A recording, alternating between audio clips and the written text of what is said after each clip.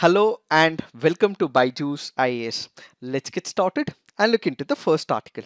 The first article is speaking about nuclear risks. The first part of this article is speaking about Hiroshima and Nagasaki bombing by the United States of America, and this issue has been discussed on 6th of August, so kindly look into this issue. But what is the focus of today's discussion? There are multiple countries today which have nuclear missiles. These countries might have inherent tensions between them, and because of these inherent tensions there could be a possibility of nuclear escalation because of miscalculation or misperception. So what are we going to discuss? We will look at all those factors that could lead to the nuclear escalation between one country with another. Let's focus on some of the factors as given under this article. Let's look at the first factor. It says advancing capabilities of cyber attacks on nuclear command and control. What is this particular factor? Let's take the example of United States of America and China. What has China done? China has made sure that it has very good offensive cyber strategy. In case it wants to dismantle the entire strategic important value system of another country through the cyber warfare, it would be able to do so. That is why back in the year 2018, the Trump administration actually reviewed what is called as the nuclear posture review. So what is this nuclear posture review? This will basically try and understand how other countries are developing their nuclear missiles. According to this policy review, they came up with one of the important statements in this review. They said that in case there is an enemy attack on United States of America's nuclear command, control and communication, this would be assumed as a non-nuclear strategic attack, and United States of America can take any measure because of this attack on its strategic imperatives, and as a result it can launch its nuclear missiles as well. So a cyber warfare from some other country can also lead to nuclear warfare is the first factor. The second factor says technologies creating new anxieties. What are these technologies? As of now, when you look into the space technology, United States of America has dominance in space. It uses its huge satellite network for military spying as well as coordinating other economic, disaster management and multiple other technology upgrades as well. Some have also developed anti-satellite systems as well. Some are even developing these anti-satellite systems, let's say for example China, or it can be Russia as well in the near future. In case there is a possibility that an anti-satellite missile is launched and then there is neutralization of the satellite of United States of America in space, then this could also result in a nuclear warfare between United States of America and the country which has launched this anti-satellite technology. There could be another possibility as well. Let's say for example there are multiple countries which have launched their own satellites. Let's say one of the satellites is worn out, or it is toned down, or it can be a space debris as well. This might be an unintentional act, not a direct intentional act like the anti-satellite technology, but this is an unintentional act where a space debris destroys another satellite of United States of America. United States of America would assume that this is a deliberate act and can also launch a nuclear missile against another country. Why? Because the other country's satellite has destroyed the satellite of United States of America. The third factor says blurring lines between conventional and nuclear delivery. We have fought number of wars with Pakistan. Each time Pakistan has lost its war. So Pakistan does know for the fact that it cannot win against India in the conventional war front. That is why they have a simple philosophy of making India bleed through thousand cuts. In case there could be a possibility where this particular issue get escalated, where they feel that they cannot win war against India, what if in that particular position they use nuclear weapons against India? Ideally that won't happen because we are constantly monitoring all their actions through the satellite. But let's take an hypothetical situation where they do come into picture and launch the nuclear missiles because we have a conventional advantage against them. This has been shown in number of examples in the past as well. Parvez Musharraf has also threatened India with nuclear action. Kargil showed that hypertensions could create an atmosphere of nuclear escalation. And what if there are non-state actors in Pakistan who get a hand on all these nuclear missiles? In such a scenario, once again, there could be a possibility of nuclear escalation. The fourth factor is speaking about stressed interstate relationship. Let's say in the present scenario, there is trade war, Cold War kind of atmosphere that is built between United States of America and China. Then you also have an issue between United States of America and Russia, United States of America and North Korea. And when it comes to India, we have issues with India and Pakistan and with China as well. So all these issues mean that there could be a possibility of nuclear catastrophe in case there is too much of tensions between those countries and its enemy or the adversary country. So the stress relationship here is between any country which is currently considered with its enemy country, like for example USA China, USA Russia, USA North Korea, where at one particular point the tensions can increase and one of the country can also launch the nuclear missiles. The fifth factor says unchecked strategic modernization as arms control arrangements wither and national hedge against each other. There are a number of treaties and agreements that are signed between multiple countries. Let's take the example of United States of America and Russia. They had number of treaties where they wanted to basically prevent the nuclear escalation. So they had entered into agreements where they wanted to either stop developing or reduce the ammunition strength that they had with respect to the nuclear missiles. One such example is the intermediate range nuclear forces. But recently, United States of America has formally withdrawn from the intermediate range nuclear forces treaty with Russia. This means that both of them will now get into the competition mode, and this could also escalate the future possibilities. And at the same time, United States of America is also possibly in talks with some of the countries in Europe where they could launch these nuclear missiles from in the near future in case Russia threatens United States of America.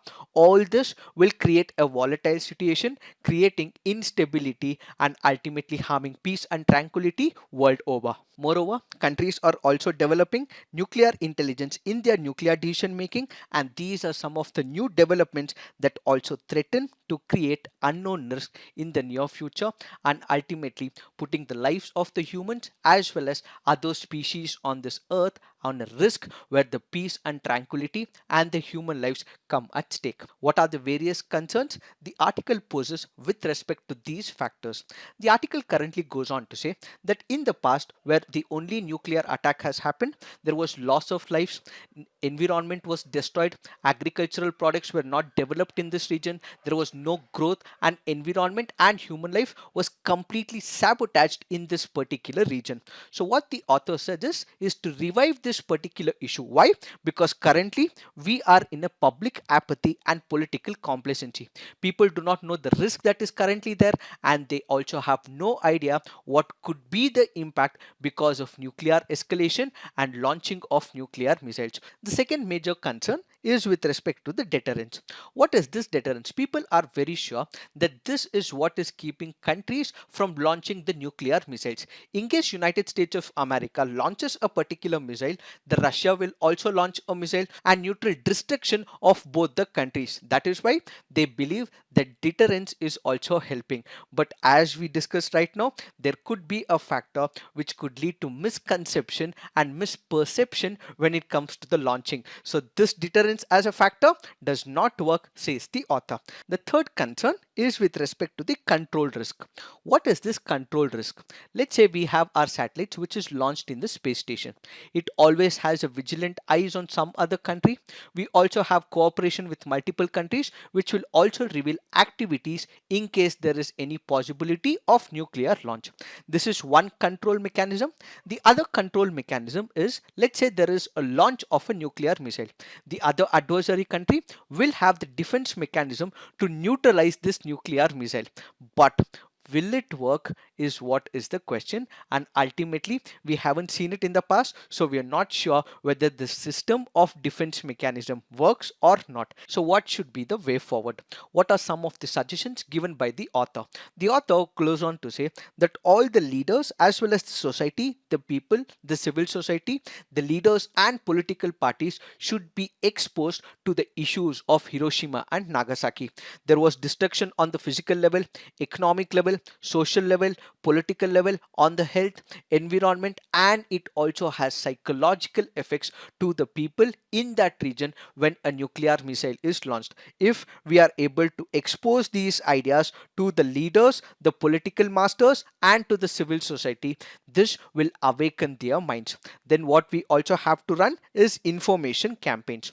What is this information campaign? When it comes to the COVID-19, we were able to tell the people that please wash your hands, wash it for about 20 seconds, please wear the mask, and also cover yourself when you're coming outside with the mask. So these are some of the informational campaigns that was run with respect to the COVID-19. A similar information campaign which is giving an idea about the devastation that can be created by a nuclear missiles will also have to be given to the people, so they get an idea, a perception of what is nuclear destruction, and ultimately how their life will be destroyed and what could harm their future generation as well. If this is done, what this will lead to is development that leaders will rationalize their weapon requirements, they will start reducing their nuclear missiles, and gradually they will also eliminate the nuclear missiles that which is present in their country is one such argument. And at the same time, we also have to make sure that there are celebrities who are engaging into it. The Hollywood, Bollywood, or many other countries will have their own celebrities who would be able to convince to the people the issues with respect to the nuclear catastrophe, bring them on board, and ultimately convince the people through the media, through the social media, and every other platform possible, is what this article all about. It is this that we have to understand with respect to this article. Now let's look into the next article. This article here is speaking about landslides and development. We had discussed about the landslides in Kerala, what are the possible issues why landslides keep persisting in Kerala, and we also looked at some of the measures that we would be able to take. In this article, we are primarily focusing on the National Landslide Susceptibility Mapping, which is developed by the Geographical Survey of India. We would look at what this National Susceptibility Mapping is, how this can help in controlling this landslides, and we will also look at how it has to be taken forward in the near future. First up, what is this National Landslide Susceptibility Mapping? This is undertaken and developed by the Geographical Survey of India. So basically, a landslide susceptibility map identifies all those areas which are subject to the landslides. It can be the Himalayan region, it can be the Northeast region, it can be the Western Ghats, or it can be the state in specific as well. So it will identify all those states and regions in India which are susceptible to the landslides. The mapping divides the landslide prone areas into multiple regions and into multiple areas and categories. One, it divides them into high areas, it divides them into moderate, and ultimately into the low areas. What are some of the high areas? It can be the Himalayan region or it can be the Western Ghats region. Some of the low includes only those where it has seen very minimal number of landslides. So this information will basically give us all the area wise particulars, past incidents that has happened in that region, their magnitude, their gravity, the number of lives that are lost, and the responsible factor. So the responsible factors that we discussed that day was, let's say, if there is an earthquake or the volcanic eruption or an excessive rainfall, or it can be mining activities, or whether it is human intervention. So these responsible factors will also be identified by this National Landslide Susceptibility Mapping, and the same details will be uploaded on its database. So what is the advantage of it? Let's say they primarily know what are the reasons. In the near future, they would be able to take precautionary measures. Let's say there is a region like Wayanad, or let's say there is a region like Idukki. In these regions, in case there is any of the possible resort development or tourism hotspots development which has led to landslide in the past, the government would be able to take precautionary measure before giving license permission to develop new tourism hotspots. So all that this National landslide susceptibility mapping will do is to give precautions so that such issues does not happen in the near future. In the present scenario, a vulnerability was given with respect to multiple states as well as regions. The agency mapped several states in the Western Ghats, northeastern states, Jammu and Kashmir, Uttarakhand to assess how vulnerable their districts were. Nearly 13,000 square kilometers were mapped until 2018 and 6,000 were to be covered in 2019 and 20 in Kerala. According to the vulnerability mapping made by the National Landslide Susceptibility Mapping, it said nearly 13 of the Kerala states, 14 districts were prone to landslides. And another important factor that we have to consider is in all these districts, the population density is comparatively more. So when there is a landslide, the number of people it can impact is considerably more. When you consider other state and regions, it might be comparatively less, but when it comes to Kerala, it is more because of the population density that which is present within that particular district. So what is the concern here? The concern basically is you have this mapping that is already done.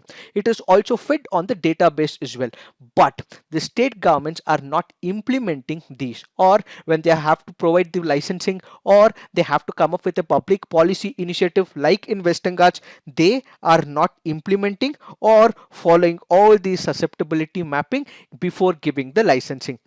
So the first major issue is that we have a law, we already have a database, but when it comes to its execution and to its implementation, that is where they are fumbling. That is where they are not implementing, and ultimately when disaster strikes, it is the humans who suffer. Followed by this, a lack of compliance is another major issue. There are already natural hazards that have ended up and have eaten the human beings both physically, emotionally, as well as psychologically as well. In spite of all this, in spite of significant casualties, we are still not ready to understand this is what is the major problem for the human beings as well as for the lobbying groups when it comes to the development of tourism hotspots as well as other sectors as well. So what is the recommendation? The Geographical Survey of India says that integration of the susceptibility mapping along with development is the key criteria that which has to be followed by all the state governments in the near future.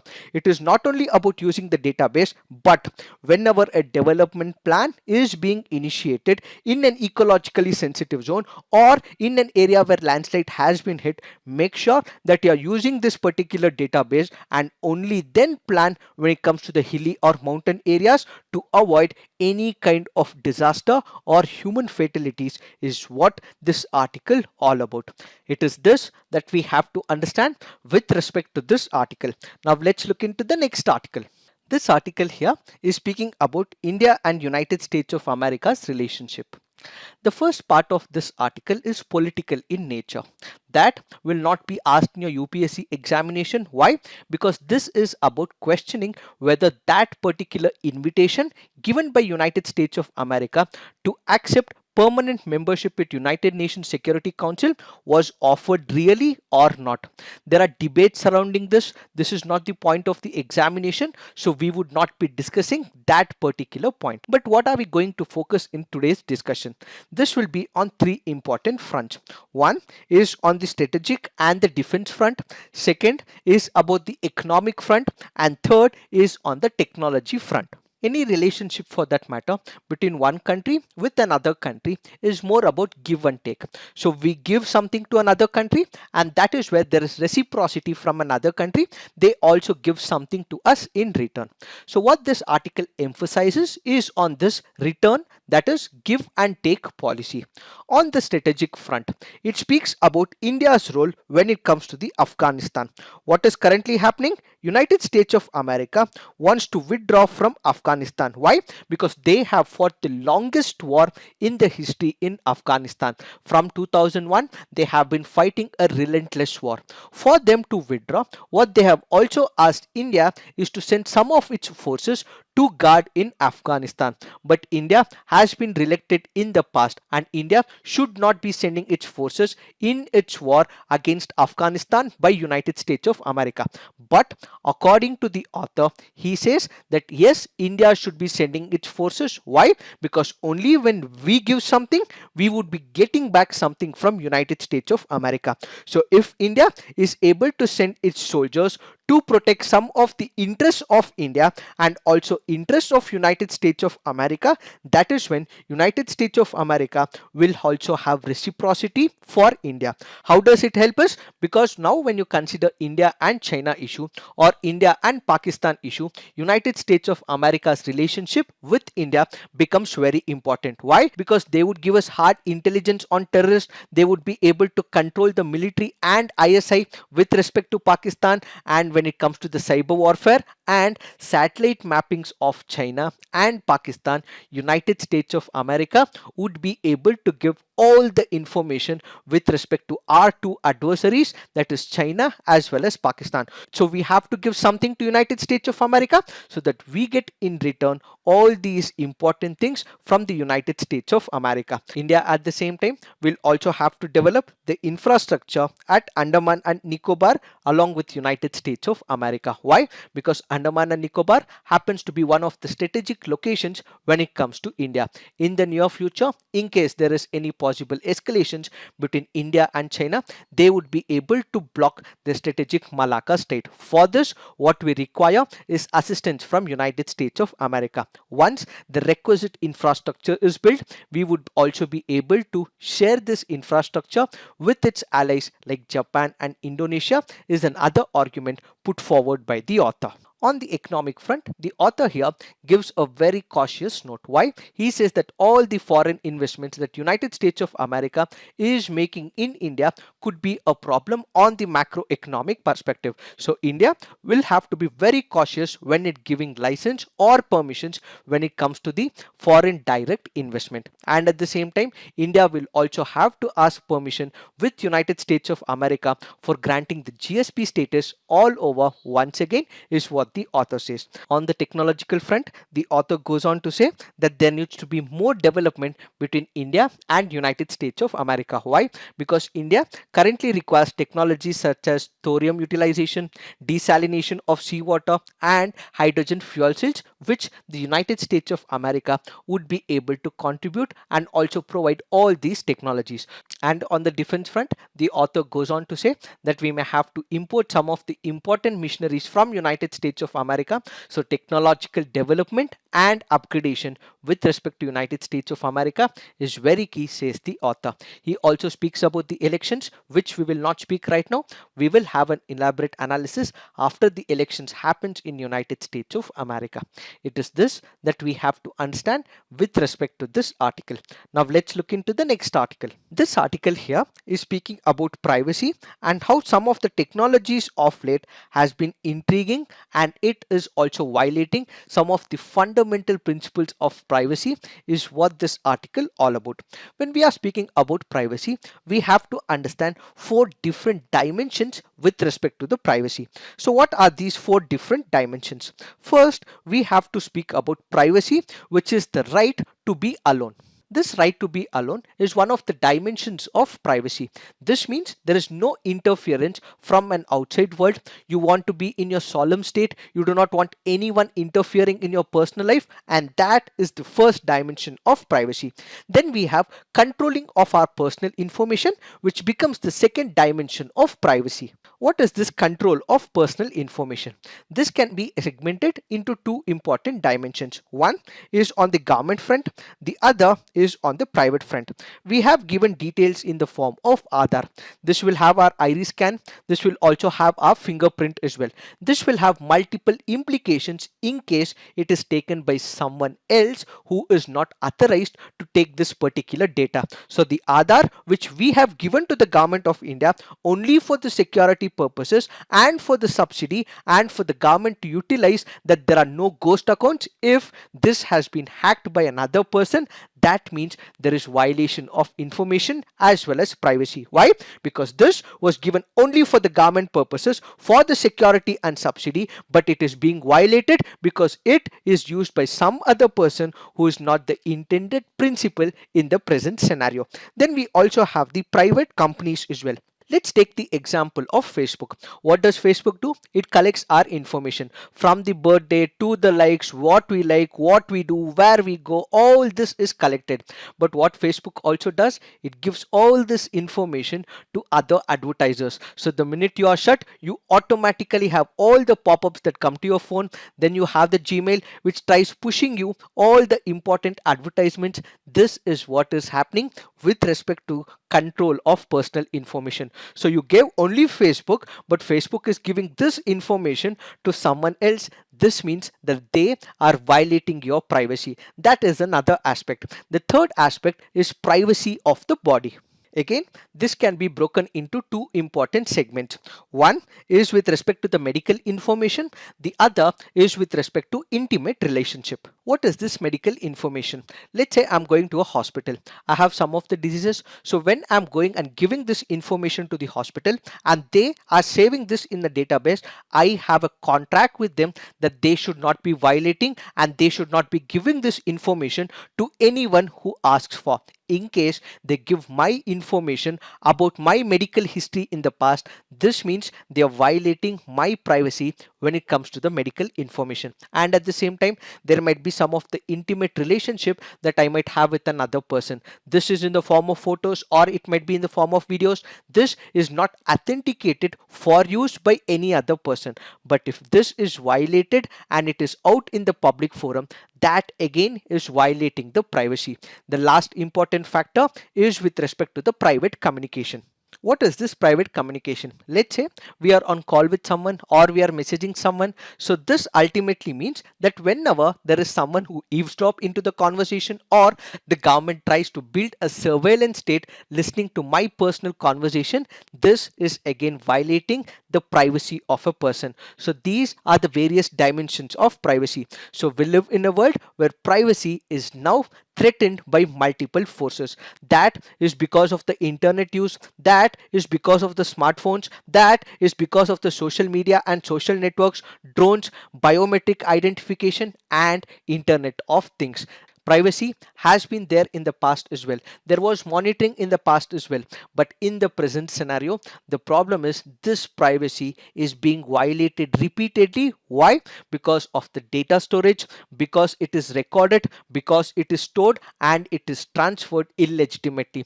Even in the past, we had privacy issues, how it was being monitored. But of late, because of the technology where all our important information is stored, gathered and given to another person whom we have not given license as a form of privacy, violating all these dimensions of privacy.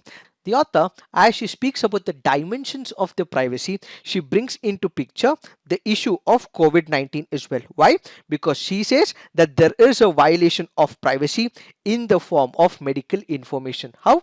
She takes the example of the patient who is currently suffering from COVID-19. The COVID-19 patient, ideally, this should have been a secret affair or this should have been known only to the doctors or to the government. But what is happening of late? This information, the contact trace history on every minute information which is very intricate for that person is distributed in the public forum. So what happens? A person who is not even linked to this COVID-19 immediately calls that person, asks how he faced this particular COVID-19, gives the suggestions which are unsolicited, and unfortunately this person who is suffering from COVID-19 goes through the trauma, feels humiliated, publicly targeted, shamed, raising concerns of dignity and ultimately discrimination. So he comes under the psychological stress and he also faces the emotional stress as well. So the consequences of public sharing of personal data will not be equal for everyone. There might be one person who would take it in a jovial way, there could be another person who could be serious in nature, and ultimately he can harm himself as well because of the stigma that is present in the society. We have also seen number of cases where because of this stigma, in spite of their recovering, they have committed suicides as well. So this, the author says, is a violation of privacy when it comes to the medical information. So what is the way forward? While the pandemic warrants greater collection of our data, we must not lose the importance of privacy now and in the near future, says the author with respect to privacy. It is this that we have to understand with respect to this article. Now let's look into some of the preliminary practice questions. Consider the following statements with respect to Lok Adalats in India. Lok Adalats have been given statutory status under the Legal Services Authority Act of 1987. Decision made by the Lok Adalats is final and binding on all parties. Supreme Court and High Courts can organize Lok Adalats. Which of the above statements are correct? The answer to this is all the three statements are correct. Why have we taken this practice question? Because of the reference given under this article. So kindly remember, every state authority or district authority or the Supreme Court Legal Services Committee or every High Court Legal Services Committee, or the case may be Taluk Legal Services Committee, may organize the Lok Adalats at such intervals and places and for exercising such jurisdiction and for such areas as it thinks fit. Now let's look into the next practice question. Consider the following statements. Public Liability Insurance Act was passed following the Bhopal gas tragedy. The rule of absolute liability in India was laid in the Bhopal gas case. Which of the above statements are correct? It is asking for the correct statement. So the answer to this is one only. Why? Because the rule of absolute liability in India was not laid in Bhopal gas case, but instead it was laid in MC Mehta versus Union of India. What is this absolute liability? What is strict liability is very important. Why? Because we had recently witnessed the Vizag gas tragedy in Andhra Pradesh. A link for the same, what it is all about, will be given in our description box. So kindly look into that explanation. Now let's look into the next practice question. Which of the following are the left bank tributaries of river Krishna?